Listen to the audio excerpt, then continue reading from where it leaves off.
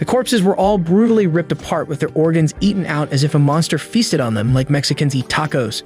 The villagers call Inugami, who is a special detective specialized in dealing with the paranormal, to come and investigate the case. Afterwards, we see a bunch of kids walking back home excitedly, talking about the arrival of a cool detective from Tokyo. Among them, there is this kid named Yataro, who is the son of Inugami's client. His friends tell him that he should go to the city with a detective because he is too cool and rich for these stupid mountains. They then ask him if they can visit his house to see the detective, and he tells them that they can come as long as they don't disturb the guest. After that, he turns to the fields and we see a black-haired young boy with a weird necklace working hard in them. His name is Kabane, and Yataro makes fun of him and tells him to keep his nasty face away from the guest because he smells really bad. Meanwhile, we see our detective Inugami worrying about his flat tire on the side of the road. Luckily, Yataro's mom, Mrs. Kusaka, comes by to give him a ride in her pickup truck and says that she will send someone over to take care of his car. On their way to the villa, she tells him that livestock that was up and running yesterday suddenly died overnight with their carcasses rotting away. She says that it doesn't look like the work of a human and everyone in the village is really scared. She then tells him that she hasn't told any of the children yet because she doesn't want them to be afraid of going to school, but if something were to happen to them, she doesn't want any bad rumors going around.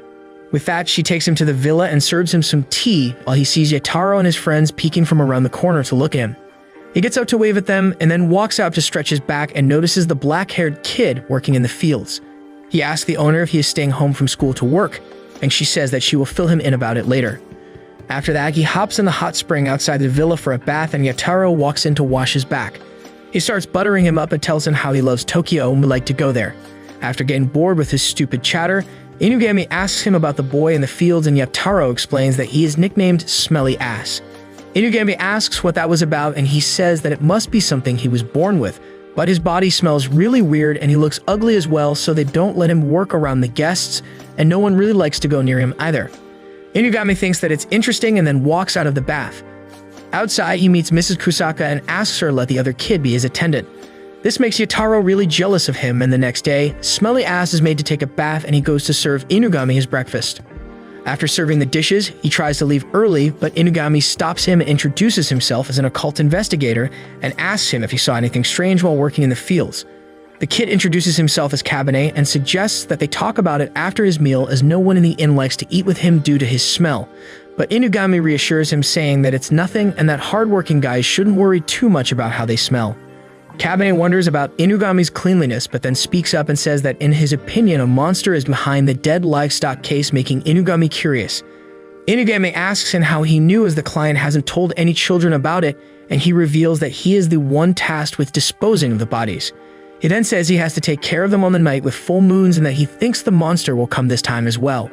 Hearing this, Inugami becomes excited and decides to stay there for 5 days until the next full moon. While waiting for that, he helps Kabane with his work and they get along very well. They clean the sewers, hunt down some animals, and even work the fields together. One day, while working in the fields, Inugami notices the weird stone necklace around Kabane's neck. He requests to take a close look at it and asks where he found it.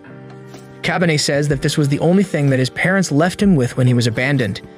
Inugami looks at his sad face and then reveals that it is called a like stone, and it is a very rare and special artifact. He says that there is no way someone would just leave him with such a precious stone, and this means that his parents didn't abandon him and there must be some reason behind it. He then offers him his services as a detective and says that he can help him find his parents if they are still alive, and this makes Kabane somewhat hopeful to meet his real parents one day. 5 days later, Kabane waits for Inugami on the full moon night behind the barn so they can investigate the cause of the dead livestock. But instead of the detective, Yataro walks out first and grabs him by his collar. He feels super jealous about Inugami not choosing him and starts abusing Kabane and tells him that he is just a smelly loser who was abandoned by his parents and his mom had to take care of him, and now he is taking away this opportunity from him. Kabane becomes mad and says that he wasn't abandoned, and this makes Yataro even more mad. He grabs his stone necklace and tells him to not get any funny ideas because his parents left him with some stupid rock and snatches it away. Kabane becomes angry and punches him right in his snotty face and throws him back on the ground. With tears in his eyes, Yataro says that it hurt really bad, but when he looks up at Kabane, he sees a red-eyed monster walking like a man-eating zombie. He stands up and runs away like a sissy while zombie Kabane grabs the stone and turns back to normal. Sometime later, Inugami arrives on the scene and finds Kabane hiding behind a stack of wood looking all sad. Kabane tells him to stay away as he is the culprit and the monster behind the dead animals incident. Hearing him call himself a monster, Inugami tells him that he would find it strange, but he wants to show him something special. After that, he turns around and takes his pants off, and Kabane immediately calls 911 to report him as a child predator. But before the FBI can raid him with a SWAT team, he tells him to open his eyes and shows him his ass. It turns out Inugami has a fuzzy tail censoring his butt, and Kabane wonders why his fuzzy caliber is on the wrong side. The investigator clears his name by explaining that there are demons in this world, and they are one of them. He tells Kabane that he is a hybrid between a human and a bloodless demon called Ghoul, while he himself is a demonic raccoon dog called Bake Danuki. He then explains that the life stone around his neck is a special stone that helps his kind from keeping their urges to attack humans under control. This means that he is not the culprit, and there is something else out there who is attacking the livestock. Hearing this, Kabane picks his axe up and says that Yataro is outside and he doesn't know anything about these attacks, so they must go and protect him. On the other hand, Yataro is running away like the little snotty brat he is, and remembers that when he was 5 years old, he once accidentally killed Kabane by pushing him into the canal. He hit his head, and instead of blood, something white started coming out of his wound. He got scared and ran back home, but to his surprise, Kabane came back home in time for supper. He thought that it was all of his imagination, but today's incident proved that Kabane is a real monster. He tries to run inside the house, but the door is locked, and suddenly he gets attacked by a couple of zombie dogs with chewed-out bellies and red eyes. Inugami arrives just in time to shoot one of the dogs' head off and tells Kabane to cut the other dog's head away to make it stop moving. He explains that they are ghouls and they can't die. But if you cut off their heads, their bodies become unable to move, and you must bury them deep in a narrow hole to make sure they don't regenerate their bodies either. After that, the real ghoul comes out and attacks Inugami, who is holding Yataro. It dodges his bullets and tries to stomp him, but Kabane runs forward and hits it back with his axe. They keep fighting, and the ghoul knocks his axe away from his hand. Inugami follows up from behind and tries to shoot its neck away, but it proves to be too thick for him to take off at once. Just then, Kabane punches the monster and shoves his arm down its throat and takes his head off with brute force. After that, they bury the monsters down and walk back towards the inn, and Kabane says that he can't live here anymore because Yataro now knows that he's a monster and the incidents would probably get pinned on him. Inugami agrees and says that he has an offer for him. He then points his gun at his head and reveals that in truth he was hired by his aunt to kill him. She knew about his real identity from her older sister, his mother, and kept it a secret till this day. But once these animal corpses incidents started happening, she got scared and hired him to take care of the monster in her house. He says that while the real culprit was someone else, with Yataro in this condition, she wouldn't believe him even if he told her the truth, and so he must do his job. He then asks him if he wants to find his parents, and Kabane simply looks up to him with a smile and says no before getting shot down by Inugami right in the middle of his forehead. Inugami picks his body up and goes inside the inn to deliver Yataro as well as the news about his job's completion. He says that he will take care of the body as well and then drives off back to Tokyo, with Kabane's body in the backseat of his car. On his way, Kabane suddenly wakes up and asks if he should be dead already. Inugami throws him some food and tells him to fill up and says that he's a ghoul and ghouls cannot be killed. They just become paralyzed for a little bit if you hurt their heads, but his wounds should be already healed up by now. With that, they go to Tokyo and Inugami takes him to his Inugami Detective Agency's office. He says that to the villagers he's already dead now, so he shouldn't worry about them, and now he can work here with him until he finds out where his real parents are. Note this down in the comments section as free child labor acquisition technique number 420. He sprays in with a perfume and gives him the bottle as well before saying that it is a special perfume that demons use to hide their natural musk. He then tells him to change into a pair of edgy clothes and goes out, and just then two kids walk in while fighting over who gets to eat the first slice of pizza, and they wonder who this ugly country boy is wearing their clothes standing in the middle of their office. Inugami introduces him to the two kids, Shiki and Akira, and reveals that Shiki is also a human-demon hybrid like Kabane. He further explains that usually demons keep their existence hidden from humans in a way to keep their identities safe. But sometimes some demons step out of line, and that's when they step in to make things right. Right from the start, Shiki decides to be a douchebag towards Kabane and asks how old he is. Kabane says that he is 13, and Shiki tells him to keep that in mind because he is 14 and older than him. Then he tells him to sleep outside on the sofa and walks back to his room. On the other hand, Kabane stares at Akira for some time and he asks if he needs anything. Kabane says that he was wondering how beautiful of a girl she was, and this makes Akira mad, and he runs back to his room saying that he is a boy. Later on, Shiki sits down with Kabane and eats his pizza. He says that he isn't that big of a villain that he won't share his food and tells him to eat up. Kabane says that he has never had pizza before in his life, and this makes Shiki so surprised that he drops his rude act for a bit and tells him to live a little. After that, they all go back to their bed and Shiki wonders why Inugami brought Kabane there. Akira says that it must be because he has nowhere else to go and perhaps he was abandoned, or it could be that he is really strong. Shiki decides to find out and lays a sticky silk wire trap on Kabane's way to the bathroom. Kabane falls down and Shiki asks him if he was abandoned and tries to provoke him, but Kabane says that he wasn't abandoned and pulls his foot out of the silk, injuring his ankle. But to Shiki's surprise, there's no blood and the wound immediately heals up with a purple flame. The next day, the agency gets a special request from the police headquarters to go deal with a demon-related incident. Inugami and the others get in the car and arrive at the location of the incident. It turns out that in an old-looking house, a mother and child are lying unconscious inside a room covered by millions of small bugs. The police have sealed the room shut and have already lost one of their men who tried to go inside and got covered in bugs immediately and fell unconscious as well. Inugami walks in with his force of child laborers and takes a peek inside the room. He explains that these bugs are called 3 corpse bugs. Usually, they just nibble on some dead skin when you sleep and are pretty harmless, but they do have their favorite dishes. He says that they are surrounding something in the center of the room, and that object must be the source of all of this, and so they must remove that from there. He says that he can turn his whole body into iron and walk in safely, but that would take some time, and considering it has already been 30 minutes since all of this started, he would like for it to end soon or else the mother and the child won't make it out alive. Shiki says that he can use his string to lay a trap and pull the object from inside like Spider-Man. Inugami lets him have his shot at it. Shiki pulls the door open a little bit and starts putting a web inside, but to everyone's surprise, the bugs start eating his silk and his whole existence becomes useless. Akira is too scared from the bugs and is already too big of a sissy to do anything about it. Inugami thinks that there is no other choice for them to wait for him to turn fully into iron and then walk in himself, but Kabane says that he can do it if they want and walks in. The bugs immediately cover him from head to toe when he keeps walking like a Giga-Chad, and Inugami explains that being a human-ghoul hybrid, he doesn't have blood in his body. The bugs paralyze their target by injecting anesthesia in their bloodstream, and they can't eat through him because he can regenerate his body. Besides that, at one point he must have had emotions and feelings like other people, but his aunt made sure to treat him poorer than Harry Potter, so now he has grown up to be really selfless and emotionally dumb. He does what needs to be done, and that makes him really strong, but at the same time it's really sad. Kabane keeps walking forward and eventually picks up the object in the center, which turns out to be a pair of red shoes. As soon as he does, the bugs go away and Inugami lets the paramedics rush in and save the family. Later that evening, he explains that the favorite dish of those bugs is guilt, and from the looks of it, these shoes must be stolen. Just then, the elder son of the family walks up to them and thanks them with tears in his eyes. He says that they are a poor family run by a single mother, so if they don't need to move houses, they would prefer to stay unless the reason for the bugs' attack was something in the house. Inugami says that the shoes were the reason, and as long as they stay away from doing bad things, they should be fine.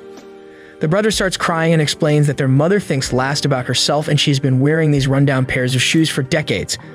One day, his younger brother brought these shoes to give her, and being the older brother himself, he knew that he had stolen them, so he scolded him for doing the wrong thing. The younger brother must have felt really guilty, and that's when the bugs started swarming them. Their mother hates bugs, but she instantly jumped and hugged the younger kid, and that's how it all happened. He thanks everyone and goes away, and they all decide to go back home. Before getting in the car, Kabane asks Inugami if he can meet his parents if he works for him, and Inugami starts smiling. He says that as a detective it is his job and he will take his fee out of his pay, and they all go back home. Later that night, Shiki sits down with Kabane and tells him about his backstory. He says that he is the son of a human father and a spider demon mother, and they got separated when he was really young. Kabane asks if she is still alive, and he says that he doesn't know, and usually a parent would try to find their children, but he's still here, and it's been a lot of years. Kabane says that it's no reason to lose hope, and it could be that they are still trying to find them, and it's a big, big world, and at first he had lost hope as well, but Inugami helped reignite his flames, and now he's not going to lose them. Hearing this, Shiki gets up and walks back to his room and tells Kabane to come with him, and that he will show him his room as well. On the other hand, Inugami enjoys some Meg coffee and calls the police superintendent Inari and tells her that he finished the job she hired him for successfully. He then tells her about finding a human-demon hybrid kid with the Life Stone.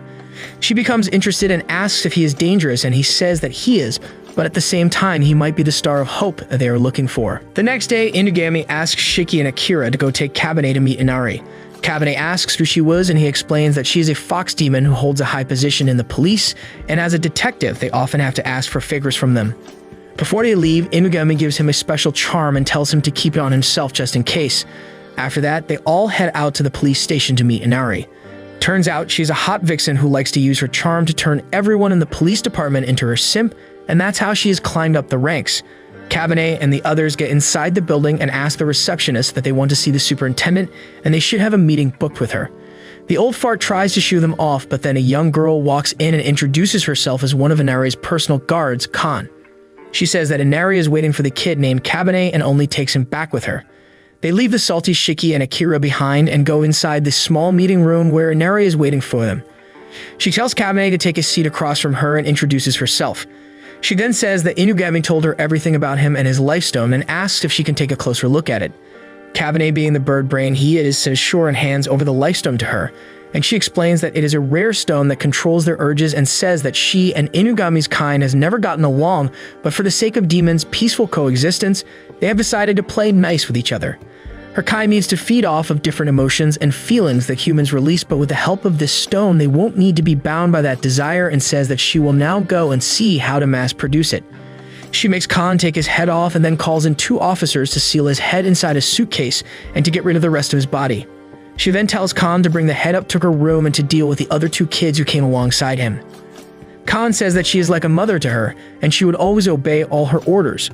She then gets patted on her head before being called a good girl and becomes happy. After that, she transforms into Kabane and heads down to meet Shiki and Akira while holding the suitcase in her hand. Shiki asks the fake Kabane where he was and what's inside the suitcase, and he replies that he was talking to Lady Inari and he is supposed to deliver the suitcase to her room later on.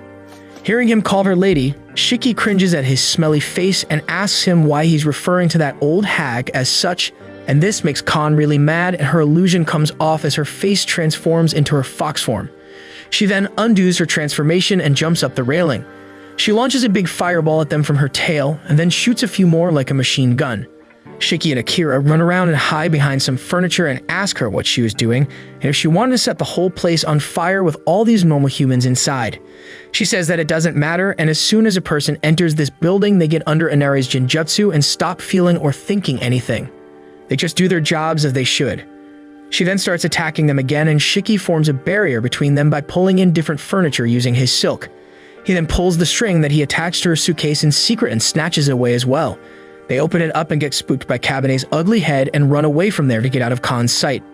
On the other hand, Khan starts panicking at the thought of not fulfilling Inari's orders and goes berserk. Meanwhile, Kabane tells Shiki to throw them at Khan, and he will deal with her. And they do the combo move. Throwing Kabane's stinky head jutsu, Kabane's head smashes into Khan and he bites her in her collarbone, making her lose blood and faint on the ground. The fire around them also dies down, and it turns out it was all an illusion and the people inside were put to sleep. After that, he regenerates his body and lets Akira see his Excalibur, and Shiki tells him to cover up with his jacket. After that, they all walk out and meet up with Inugami, who is waiting for them with his car outside. Inugami says that it went just as he had planned and gives Inari a call. On the other hand, Inari is heading out to research the Lifestone so she can mass produce it, but suddenly it transforms into a raccoon dog doll and her phone starts ringing. She picks it up and Inugami calls her out for attacking his child laborers. He says that she must be getting old to not be able to see through his shape-shifting technique, and tells her that the Lifestone belongs to Kabane, and if she tries to take it away again, she will have to deal with him. Besides that, now she owes him a favor for causing all this trouble and cuts the call. Back in his car, we find out Inugami gave Kabane a fake Lifestone as a good luck charm to put around his neck and told him to keep the real Lifestone in his head. After dealing with all of this, he says that they should eat out and throw a welcoming party for Kabane. Shiki and Akira fight over what to eat and eventually decide to go for both Chinese food and pancakes and end up becoming sick. On their walk back home, Inugami tells Kabane how they find work in this business and says that there are web searches and word of mouth, but most often it is due to their signboard. It emits a special light that attracts demons and people under the influence of demons, and in this way work usually finds them itself. Incidentally, the sign was made for them by Inari, and so they have this sort of collaborative relationship with her. Just then, they see an injured Khan walking up to them, and Shiki and Akira get in their fighting stance, but then Khan falls on the ground as her stomach grumbles like elephants of Africa. They feed her some pizza, and she explains that she's a good girl and Inari gave her a mission and she doesn't quit her mission midway, so she must deliver Kabane's head to her. She then tries to attack him, but Inugami stops her and tells her to get off the table or else Inari would be mad at her, and she instantly becomes docile and starts acting like a good girl. He then tells her to say thanks for the food and to recycle the trash, and they decide to take care of her for the time being. Just then, a man walks inside their office and Kabane notices a strange smell around him. Shiki explains that it's a human influenced by a demon and it means that they have a new job. The man sits down in their half-bar, half-office and has a drink served by Inugami. He complains about this girl named Mao that he has fallen in love with. She works in the red light district and he wants to confess his feelings to her, but whenever he waits for her outside, he can't see her leaving the building and never gets the chance to talk to her. While hearing about his love problems, Kabane wonders why half of their office is set up as a bar, and Shiki explains that long ago, Inugami used to work with a partner who wanted to have a bar set up in the office, but now they ain't together, and it's best not to ask him about it anymore as it's a sensitive topic for him. Meanwhile, Akira picks up on the conversation and starts saying how love is an amazing thing. He says how Shiki and Kabane are the result of love between a human and a demon, and Kabane becomes interested in learning more about this love thing after that. He walks up to Inugami and says that he wants to go with the customer and help them confess their love so he can learn about it as well. He wants to do it because his parents found love as well, and learning about it might help him understand his parents more. Inugami looks at his dumb face and decides to let him do it. He tells Shiki and Akira to help him as well and tells Kan that if she helps them, he will let her have Kan's head. With all that settled, he tells the customer that the kids will take care of his request and tells them all to get going. Just then, the customer sees a mouse inside the room and instantly catches it like a cat. His face looks somewhat like a cat as well, and he says that he has been collecting these to give to his lover. Inugami realizes that it must be the work of a cat demon and tells Akira to stay behind as he is afraid of scary and disgusting things like mouse corpses and stuff. With that, the rest of them go out and sit in a cafe across from Mao's working place. The kids ask him for Mao's picture and he shows it to them and says that she should be coming out as her shift is about to be over, but strangely enough, he can't notice her walking out ever. Just then, the kids notice a cat demon walking out in the form of a pink cat with split tails. They walk to the alley with the customer and approach the cat demon Mao and say that they are there from the Inugami's detective agency. Hearing his name, Mao says that she recognizes the name and asks what they wanted from an innocent cat like her. They say that their customer, Yoruno, has fallen in love with her and wants to confess his feelings. Mao transforms into her human form and shocks Yoruno and then says that she was going to add him to his collection so he could bring her mouses as well, but it looks like her seduction hasn't kicked in fully yet. She then reveals 3 other humans with mice in their mouth who have almost completely transformed into cats. She says that there is no love and it's all due to her powers, but just then, Kan jumps down from above like the fox she is and grabs Mao in her hands. She takes her to Yoruno and tells him to go ahead with his confession. He presents her with a bag of dead mice that he has been collecting and tells her that he has been living his life in depression and was losing hope every day, but then he met her, and she was the first ray of light that helped him stay afloat, and so he wants to be with her even if it means that he must turn into a cat. After that, they leave them be and walk back home to report to Inugami. Once they are back, Kan asks Inugami to fulfill his promise and demands for Kabane's head. He tells her to close her eyes and then goes to the fridge to grab an orange and transforms it into his head before giving it to her and seeing her off. Once the dumb fox is gone, he asks Kabane if he learned anything about love, and he explains that he found out that love is a lot like light, a ray of hope. He hands Inugami a pack of tissue wipes and says that he got them on his way back to give it to him as a gift. He says that for him, Inugami is a ray of light who gave him the reason to live, and people tend to give their lights useful gifts, so he got him tissues because they are quite handy. He then turns around to talk to Shiki and Akira and tells them that they are somewhat light for him as well, so he will get them something soon too. A few days later, Inugami reveals that Yoruno and Mao got together, and it turns out she fell in love with him after his confession, and they are living together now. The humans return to cats should be back to normal in a few weeks as well. While Shiki wonders just what kind of a world he lives in, Akira feels amazed at Kabane, who managed to solve his first case before himself, even though he joined them much later, and he starts feeling inferior to him. Sometime later, he walks up to Inugami and says that he has become Kabane's apprentice, and Shiki explains that there was a cockroach in the bathroom and Kabane took care of it, so Akira now calls him master. Akira says that he can take on any cases alongside Kabane and requests for a job. Looking at that, Inugami says that there is a mission that he was planning on going to with Kabane himself, but if he wants, he can leave it to the 2 of them. He then explains that there is some construction work going on near the Shibuya River, and they are trying to divert its direction, but lately many construction workers have been dying in mysterious ways and their skeletons have been found floating in the river. He says that he has a good idea who the culprits could be, as a native group of demons live in the river, and they must be angry about the construction work. Shiki says that that place is full of dirt and insects, and due to the construction work, the river has practically become a sewer. Inugami confirms that it's going to be a nasty job and asks if Akira still wants to do it. Akira feels disgusted about it, but says that he will do it and goes to change into his cleaning gear. The following day, they go under the bridge along the river into the dark tunnel. Kabane explains that they should first go find the native demons to hopefully come to a peaceful solution. While walking through, a massive leech falls on top of Akira, and he starts screaming, but Kabane shuts his mouth up with his hand and tells him to stay quiet or else they will alert everyone of their presence. He then takes off the leeches of their heads and throws them in the river. Akira asks him why he doesn't kill them, and he explains that he doesn't like to kill others, be it humans, insects, or monsters, unless there is no other option.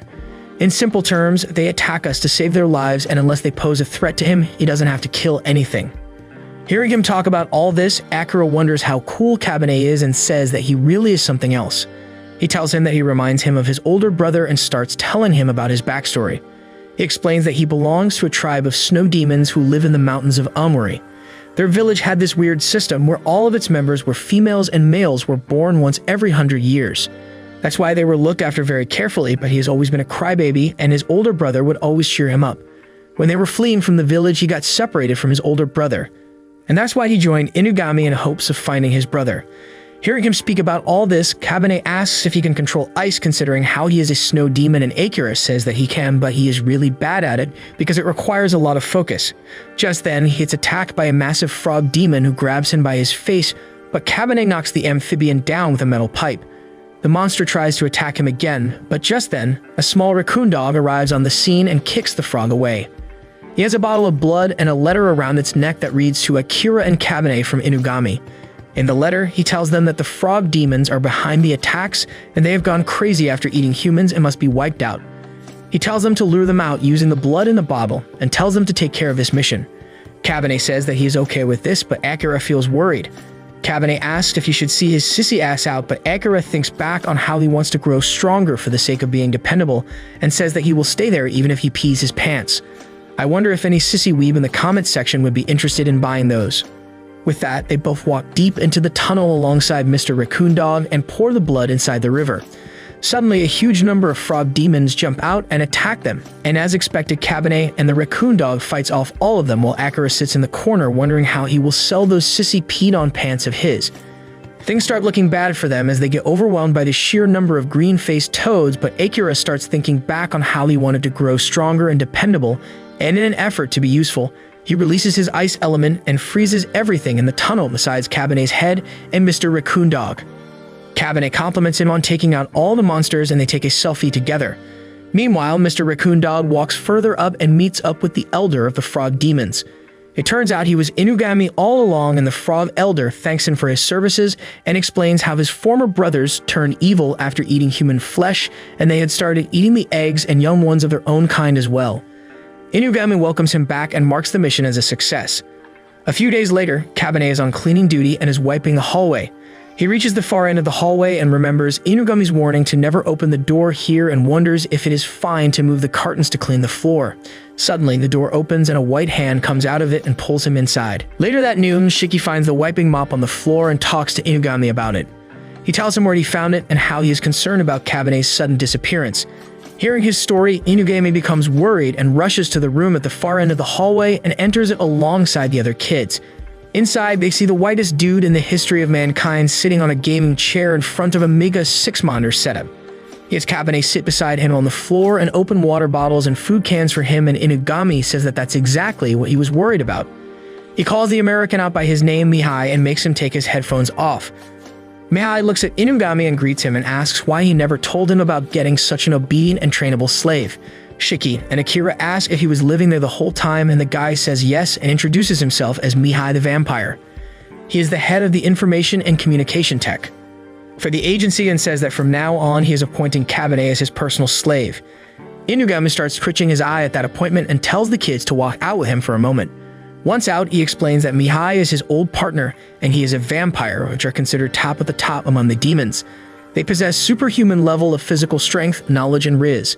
They don't ever age past their prime and are almost immortal. On top of all this, Mihai hates boredom, so he has obtained knowledge about and trained himself in almost all sorts of professional skills.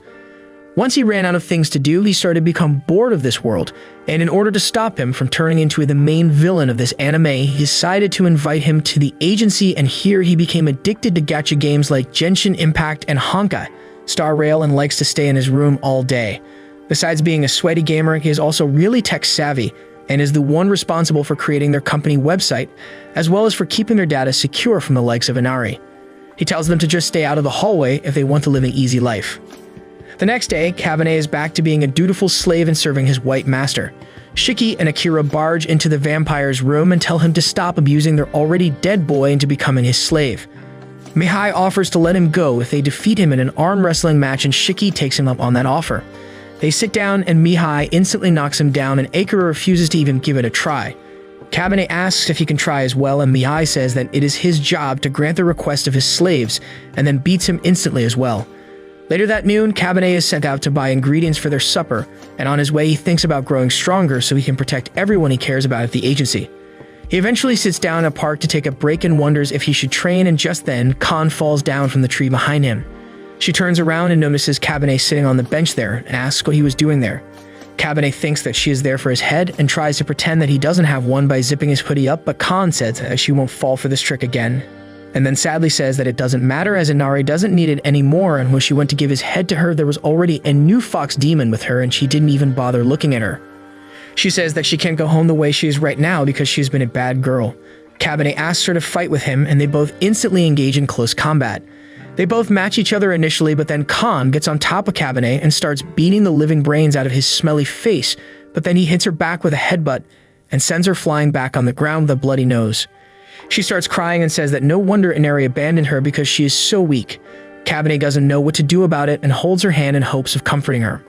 Khan eventually cries herself to sleep, and they end up sitting together on the bench until night when she wakes up.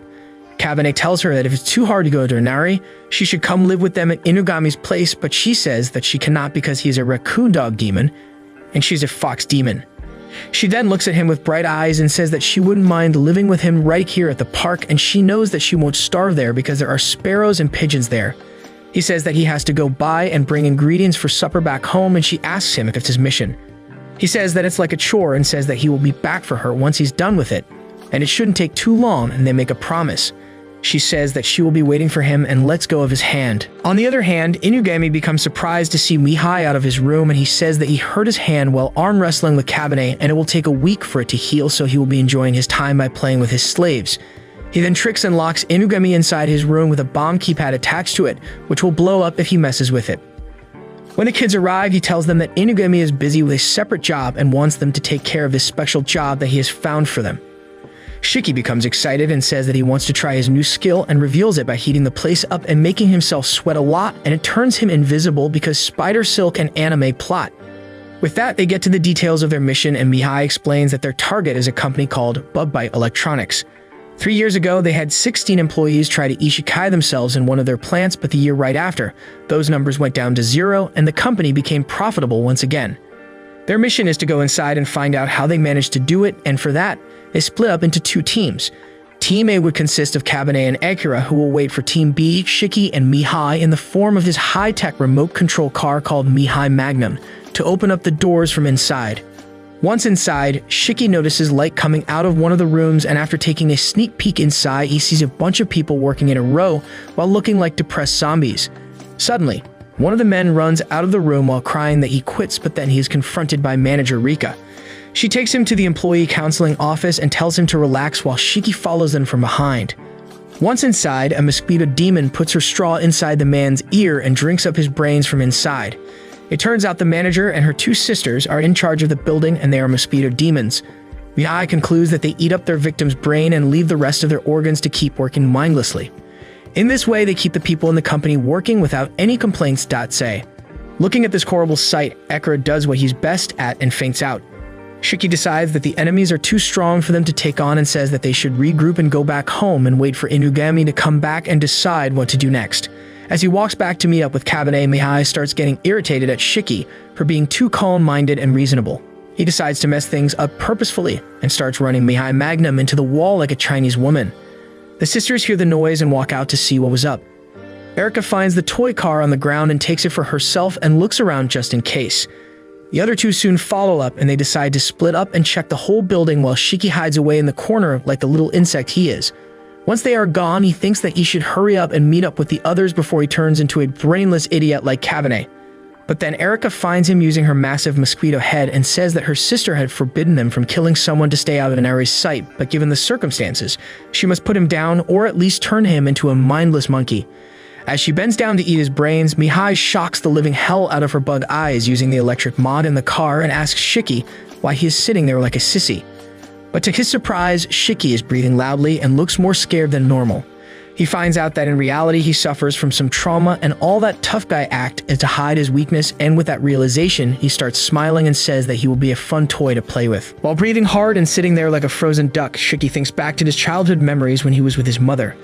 He wonders how they got separated but knows that he has been extremely afraid of scary things, and if he can't remember it, it must mean that something terrible happened. On the other hand, Mihai tells Kabane and Akira to go save Shiki and leads them into the other demon's sister, Momoka. Meanwhile, he starts scaring Shiki further with descriptions of what is going to happen to him if he doesn't move, and this makes him mad, and he ends up damaging the toy car with a punch. This wakes him up as well, and he decides to finally fight back. He increases his invisibility and runs away from the mosquito lady and makes her use her special ability, which lets her increase her sensitivity and be able to look at different footprints like carbon dioxide, body temperature, and sweat. Using this to his advantage, Shiki confuses her by surrounding the whole area with his strings and captures her in a strong spider web binding. After that, he reveals himself to be the real son of Peter Parker and jumps down from the ceiling above and lands on Erika's bug-eyed face with his shoes. After taking her down, he falls down and praises himself for conquering his fear, and thinks back on the moment when Inugami once told him that he had some information about his parents, and if he would like to know it, but he refused to talk about it, saying that he is comfortable with his new life at the agency and doesn't want to know about his past. He wonders if he will finally be able to handle the rest of that conversation with Inugami and decides to ask him about it once this mission is over. Just then, Kabane and Akira arrive while dragging Momoka behind them from her hair like savages. They tie her up in Shiki's sticky white stuff and wonder about their next move. Kabane says that they should fight for sure now as it's 3 versus 1, and Shiki says that he must agree as well given the fact that they would erase all the evidence if they leave, making Mihai's collected data useless. While they are discussing all this, the eldest of the Bug's sisters, Rika, walks in from the other side of the hallway. She calls her sisters useless for losing against 2 tiny farts in a toy car because even she knows Akira is useless and doesn't count him. She walks up and asks if they would forget everything and go away without chasing after this incident even further, but Kabane says that it's out of the option due to how many people they have harmed and it's their job to stop them. Rika says that it means the negotiations have broken down, so she must take care of this herself and wonders whose brain to suck first. She spins the wheel inside her head like Steve Harvey, and her color lands on her own sisters, so she starts off with Erika and then follows it up with Momoka taking care of the 2 herself. After that, she transforms fully into her mosquito demon form and starts walking towards the kids. Kabane realizes that Shiki is too tired to deal with this, and Akira is well Akira, so he steps up himself. He engages with her and tries to go for her vital organs, but Rika holds him off with her disgusting arms and stabs through his chest with her straw of a mouth. Shiki musters up enough strength to run forward but gets put down immediately with a hard slap, and Akira takes offense to it and wonders how he can dare go down before himself. He uses Splash like a Magikarp, and it does nothing, so Rika puts him to sleep as well with a slap from one of her hairy legs. With both his friends out, Kabane wonders what to do and remembers how he wanted to grow stronger. He knows that he can't defeat the bug lady with his current strength, but tries to force his body despite it, and ends up breaking his own bones. Just then, Mihai decides to kick in with some advice no jutsu, and tells him that the reason he failed to overpower him during the arm wrestling match, as well as why he can't defeat the disgusting bug in front of him, is because he is suppressing his demonic power and using his human power. If he truly wants to save his friends, he should give in to his instincts and let the demon out and use his own power to destroy the enemy standing in front of him. With this, Kabane looks back and wonders what he wants to do right now deep down in his heart, and the answer comes out that he wants to rip the disgusting arms out of this bug lady and save his friends, and he starts screaming like Goku. Suddenly, he skips past all the Super Saiyan levels and jumps straight to Super Saiyan God and rips her arms off. Rika falls back and he asks her if she needs a hand while holding her arms, and then looks at his own power and realizes that he is actually OP. While wondering if he could rule this world like the main character in an isekai anime, he walks up to Rika to finish her off, but then Inugami comes out of his room and talks to him using Mihai Magnum. He compliments him on his good job and tells him to come back now and that they will give the info to Inari and let her handle the rest of it. Kabeni says ok, and just then the new young fox demon child whom Inari appointed after Khan walks in and says that he will take care of the rest. He introduces himself as Nobumaru and walks up to Rika and plants a few fire seeds in her body. He then snaps his fingers and sets her on fire before walking up to the other sisters and doing the same to them as well, leaving nothing but their ashes behind. He then talks to Kabene about his views on if killing them was alright, and then tells him to go take his spider friend back home as he looks beat up and dehydrated as well. Before he leaves, he tells Kabene another secret and says that Inari hasn't given up on his lifestone and he has been tailing him for quite some time on her orders. Making Inugami mad would be bad for them, so they won't use force to take the stone away from him, but if he were to give it to her willingly, Inugami won't interfere, and that's what Inari is hoping for. He then tells him to be careful as they are cunning demons after all. Kabene says that he will be careful and asks him why he told him all this, and Nobumaru reveals that in reality he really hates Inari, so that's why. After that, they all leave the company building and walk back home, and Akira becomes mad at Mihai for lying to them about the difficulty of this mission. Mihai speaks up in his defense and says that they should be thanking him because they would never grow up under Inugami, who gives them easy missions and protects them from the shadows. Inugami tells him that it's true that the boys have grown far more than he had thought, but if he tries anything like that again, he would send him back to Romania packed in ice to talk to Andrew Tate until he dies. After that, they all go to sleep, and Mihai says that unless he wants to kill him himself, he would have to come up with ways to entertain him, and he has taken a liking to the boys and might impart some of his wisdom to them again sometime. Later that night, Kabene checks up on Shiki and Akira's heartbeat and feels relieved to see that they are alive. The next morning, he tails Shiki like his mom with a thoughtful expression on his face. He seems to be forgetting about something, and when Akira asks, he suddenly remembers about his promise to Khan and runs out of the house to see her. He goes to the park and calls out to her, and she falls down from the tree like the apple she is. She asks him what took so long as he was going to come back after dropping off ingredients at home. He says that a sudden mission came up and he had to go, and then things kept coming up one after another, and he kind of forgot about her. This makes her really sad, and just then 2 fishes fall down from the tree as well, and she reveals that she caught them for them to eat, but they have now gone bad because he didn't come. He feels sad for her and tries to comfort her while Nobumaru watches over them from a distance and whispers that Kabene should be more careful. On the other hand, Shiki approaches Inugami and says that he wants to talk about his parents with him, and that now he is ready to hear the truth. The next morning, they all go to Shiki's hometown to meet his uncle, Aikyo. Shiki says that before separating from his mother, he used to live here, and after that, he moved in with his uncle in Tokyo. Once in the city, Inugami goes to book rooms for them at an inn, and the kids walk inside a souvenir shop to buy some stuff. There, Kabene comes across an old folklore storybook, which tells about the legend of Nishikigumo. He takes interest in it, and Shiki says that it is a popular folklore in this area. They all give it a read and find out that once upon a time, there lived a boy named Shige. One day after returning home from his work, he saw a big spider going through his food pile. Looking at that, Shige decided to do what a sane man would do and walk out on the house, which was now owned by the spider. Or at least that's what he should have done, but instead the kind-hearted and dumb-minded Shige shared his food with the spider and told it to make itself at home. The next day when he woke up, he saw his run-down shack fill up with golden spider web. From that day on, he sold the golden silk and became rich and lived happily ever after. Shiki says that there are stories like that everywhere, and then notices a pink-haired kid staring at him from the shop's door. Just then, Inugami walks in with Aikyo and says that he ran into him earlier than expected, and they all decide to walk into the woods by a river to sit down and talk to each other. While walking through, Shiki hears a familiar voice calling his name but thinks that he must be hearing things. They all sit down, and Aikyo introduces himself as a scholar who researches folklore and finds the truth hidden within them. Shiki reveals that despite being fully human, Aikyo knows about the existence of demons, but he doesn't interact too much with them, so as to not cause any trouble for anyone. Aikyo starts teasing Shiki, but he says that they are there to hear about his mother, and he explains by telling a story. He reveals that it happened a long time ago when they were still young, and he used to tag along with his elder brother, Shiki's father. At the time, they were researching the legend of the golden webbing and were traveling across the forest to find clues. That's when they ran into Shiki's mother, Kume, who was a spider demon. After that, he tells Shiki that there are some things that he has kept hidden from him until now, but now it's the right time for him to know. Inugami takes the other kids away and lets Shiki have a heart-to-heart with his uncle. Sometime later, Shiki walks out and meets up with them and reveals that they are both dead. His father died before he was born, while his mother got sick and passed away when he was 5 years old. He adds that the reason he might not be able to remember all that is because he was really traumatized after seeing her dead body as a child. He tries to act tough and keeps a hard smiling face in front of them, but Kabane catches on to it and calls him out. Inugami asks him about Akio and goes out to check on him, while the kids get inside a hot public bath and enjoy themselves. While they are wondering about ways to cheer Shiki up, Nobumaru walks in with his Excalibur at full display and complains that they should have told him before going out of the city and that it took him quite some time to reach them. With that, he reveals his fox ears and tails and surprises Shiki and Akira, who didn't know him before, and he then tells them that they look sad, so they should go out and explore the area and see fireflies at the waterfront. After that, they all go out in the woods and check out the fireflies, and Kabane thanks Nobumaru for the suggestion.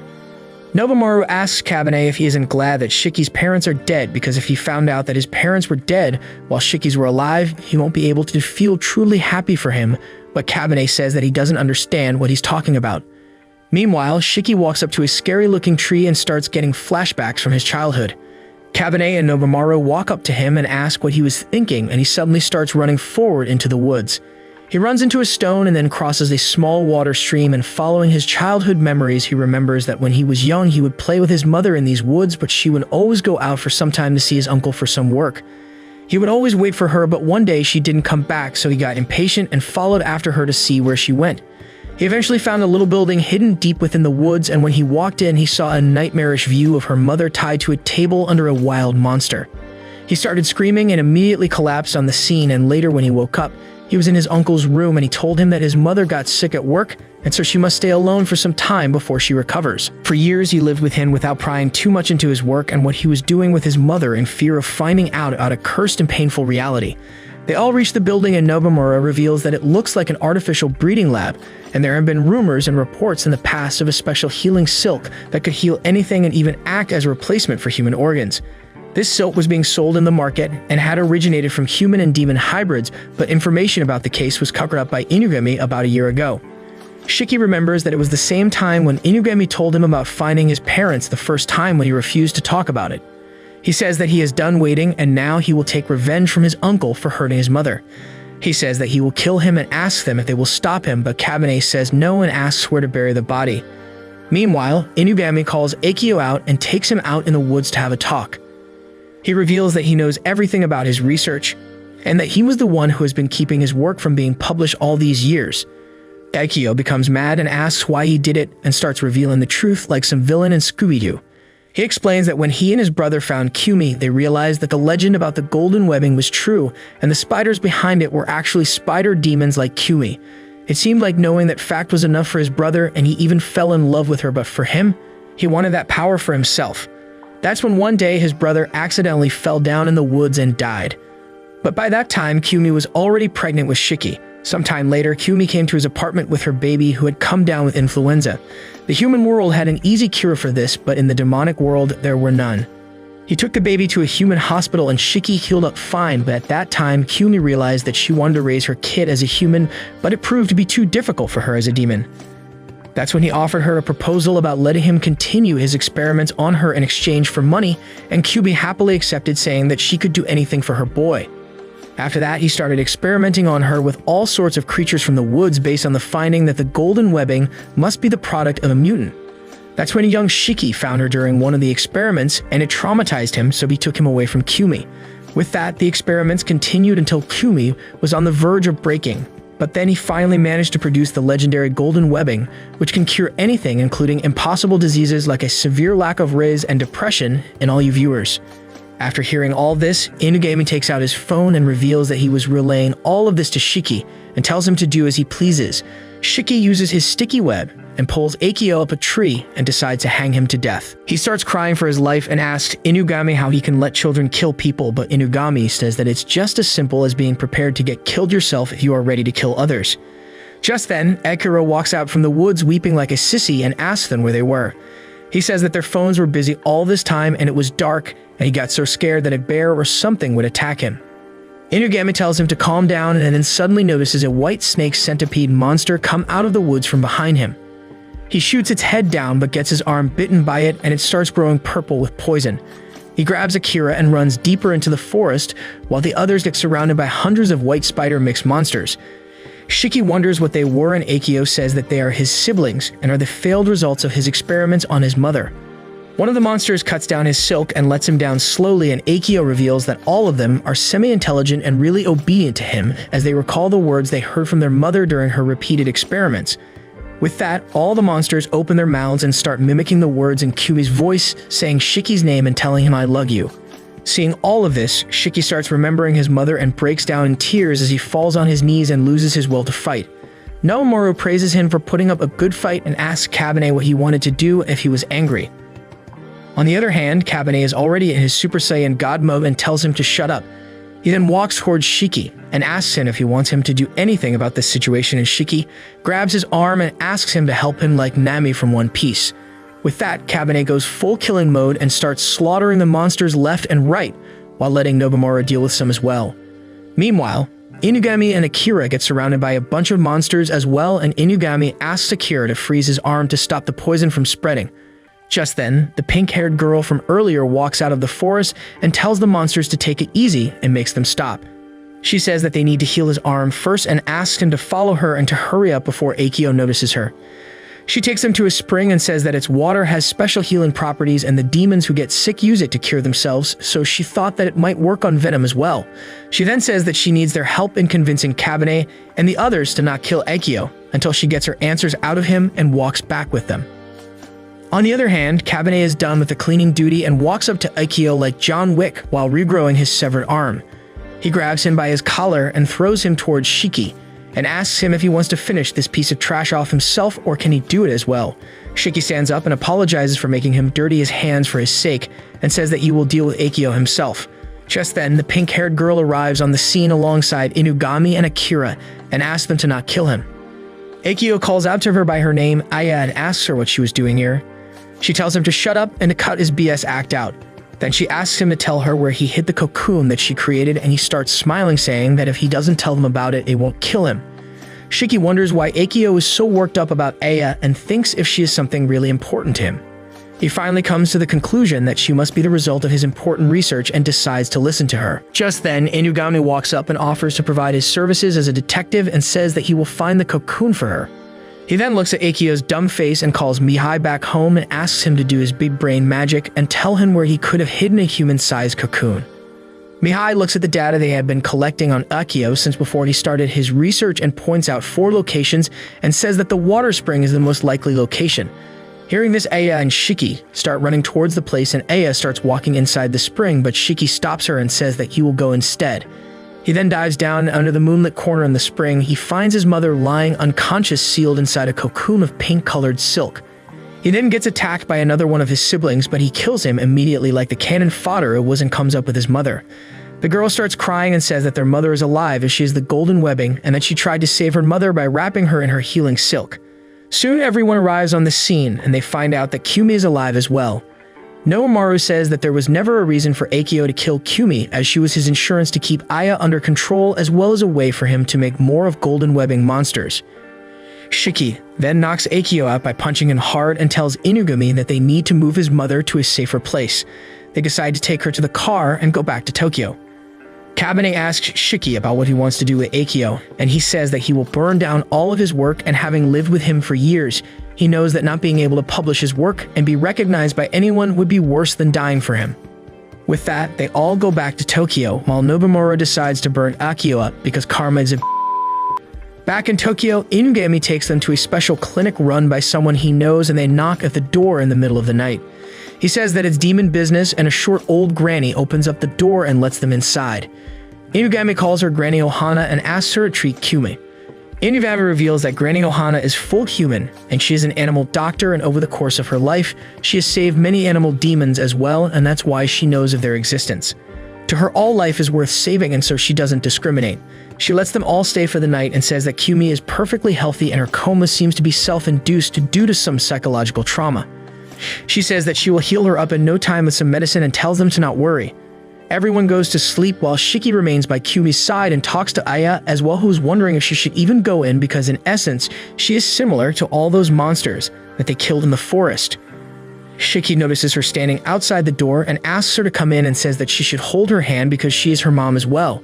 She asks him why he isn't killing her like the other monsters, and he says that it's because their mom is alive due to her, and she's the one who took care of her all these years.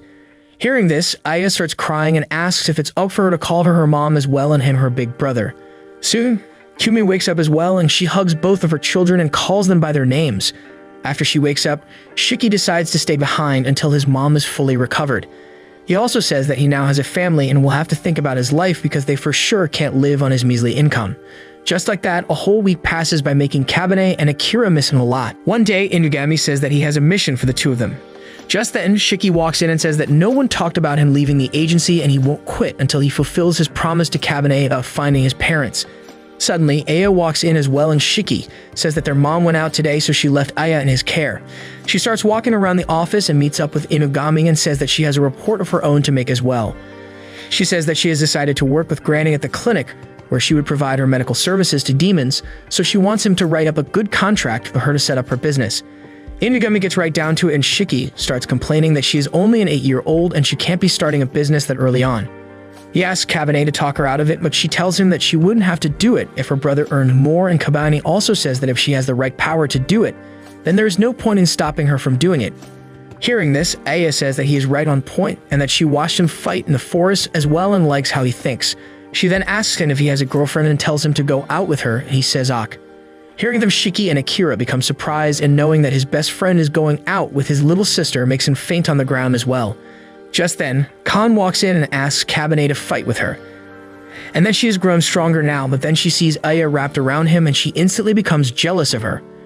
While they both stare each other down, Inugami asks if they can get to business now and explains their mission. Recently, there have been reports of women having their faces badly injured in Harajuku. He says that while this news is not public, this is most likely the work of a demon as they rip off whole faces with nose, lips, ears, and all. With Shiki and Akira down on the ground due to shock and horror, Aya says that she will go with Kabane and Khan says that she will go as well and keep an eye on them. They go to Harajuku and get stopped by a policeman. Khan tries to show her authority by saying that she is from the police department, but the policeman ignores her and tells her to go place somewhere else. After that, Kabane says that he is from the detective agency, and the policeman lets them in saying he was informed.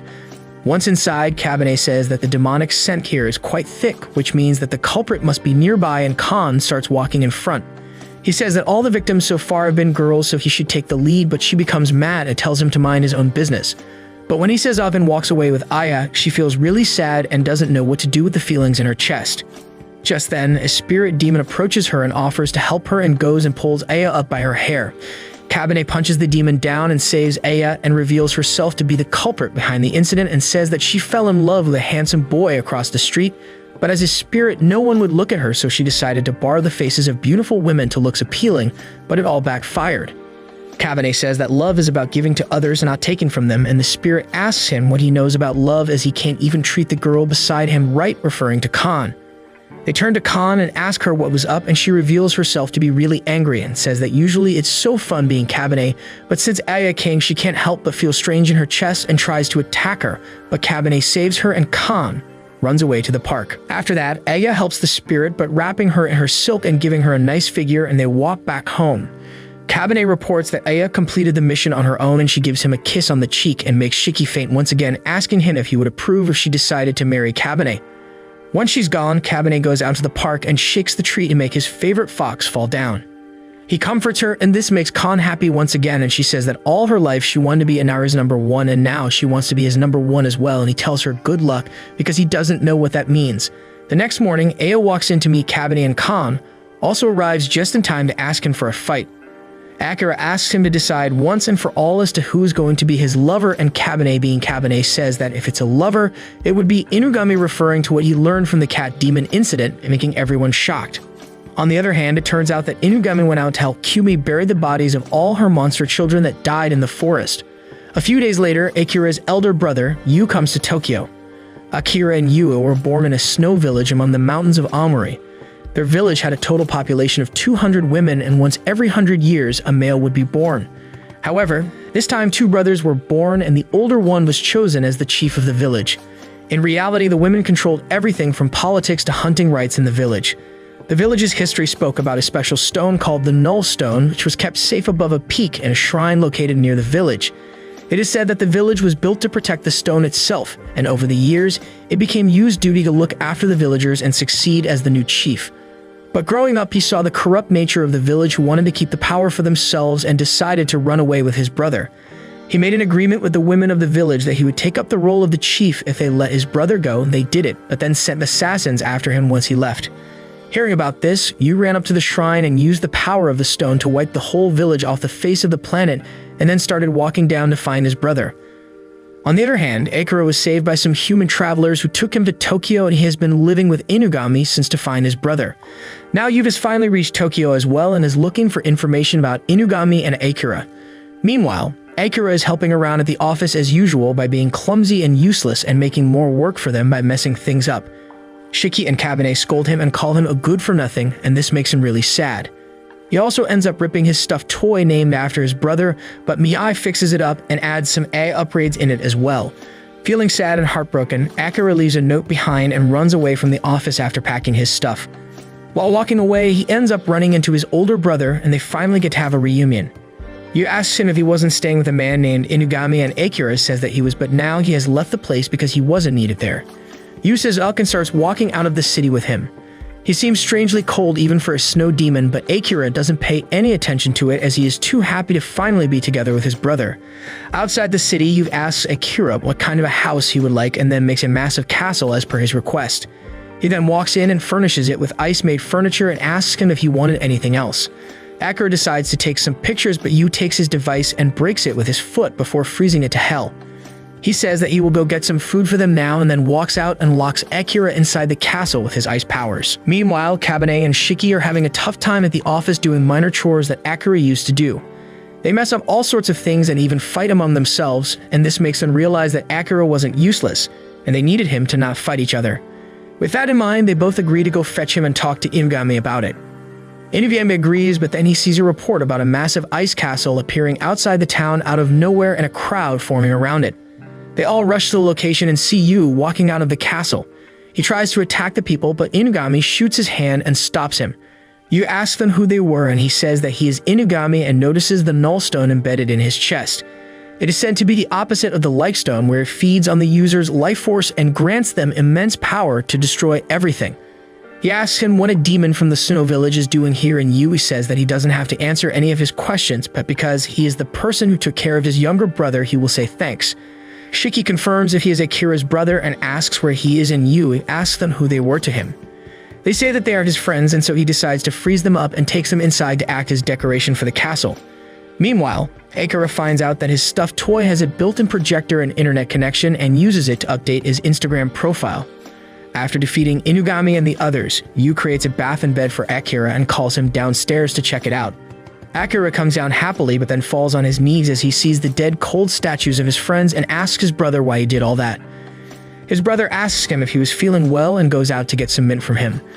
While he is gone, the stuffed toy speaks up and tells Akira that they are not dead and they will need some salt to melt them down. It also asks to be put between the statues so he can warm them up with his mechanical energy. Akira tells his brother that he needs some salt for his skincare, and Yui simply walks out, locking him inside. Once he's gone, Kabane manages to break out of the ice by breaking his body and then regenerating it. He says that he will go and fight Yu and asks Akira to come back to the office and apologies for calling him a good-for-nothing, but Akira knows that his brother is too strong and he doesn't want any of them to get hurt, so he puts up an act in front of Kabane and his brother, who soon come back with some salt. He says that he is done with the agency and tells his brother to leave these people behind as he is bored of them and wants to go live near a beach. Once they are gone, the stuffed toy speaks up and tells Kabane about the real plan of melting Inugami and Shiki out using the salt. Kabane starts working on it, and suddenly Inari walks in from the front door. She asks Kabane if he is feeling like giving her his life stone, and says that the null stone is related to his parents as well.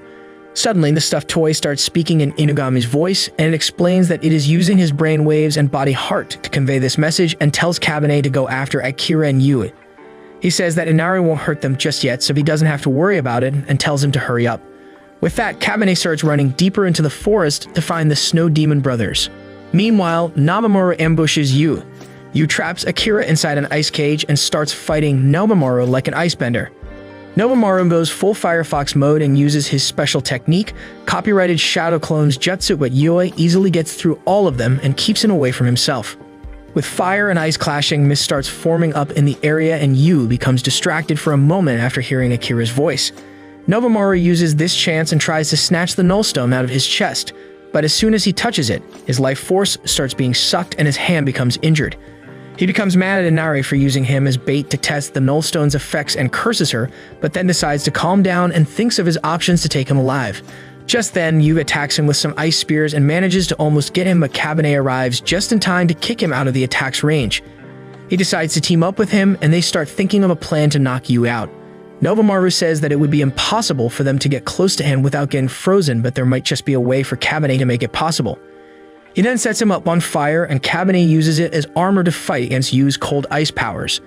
The fight continues for quite some time until Kabane turns into burning bones, but the overuse of Nullstone's power sucks out almost all of Yu's life force, and he starts crumbling down. Akira manages to escape his prison as well and tries to pull the stone out of his brother. When he touches it, all the dark memories about his brother's browser history rushes into his brain and he starts crying, but then Kabane walks up and says that he will help too and spits out the life stone on the nullstone. And they both end up combining and becoming one piece. And that's what you need to become the Pirate King. With the power of the nullstone gone, the castle crumbles and Inugami and Shiki also return to normal. Inari tries to get the stone for herself by using Cunning Talk no Jutsu, but Inugami arrives just in time to call her BS out and gets the stone back to Kabane and Yui. After that, they all go to Ohana's clinic and Aya treats their injuries and they all have a heart-to-heart with Yu and Akira. Yu feels responsible for all the lives he has taken and harmed and decides to shoulder this burden all alone, but Akira grows some balls for once in his life and slaps Yu across his face and tells him to stop being an edgelord and to rely on his friends like normal people. With that settled, Kabane asks him if he knows anything about these stones because they might be a way to find his parents, and Yui asks him if he knows about the demon incident, Kimono Jin. Inugami explains that Kimono Jihin is the name of a war between demons and humans that happened 1,000 years ago, and to make sure that it never happens again, the top-tier demons of that time put their powers in these objects and passed them down to their descendants to keep them under control. This means that Kabane's parents could have been the chiefs of a powerful demon clan, and with that knowledge, they can search across the land to see where they were from. With all that decided, Akira says that he will go travel with his brother and take a temporary leave from the agency, while Inugami tells Kabane that they now have a lead on his parents, so they will be traveling as well to find more clues about them. Shiki stays behind with his mother and sister, and says that he will take care of the office while they are gone and wishes Kabane good luck. On the other hand, Inari decides to use Khan against Kabane and gives her a mission to win over Kabane's heart and to get the life and null stone from him. Before they leave, Kabane asks if he can stop by at the park to meet Khan, and Khan immediately walks out from behind the building and says that she would be going with them as well and becomes excited.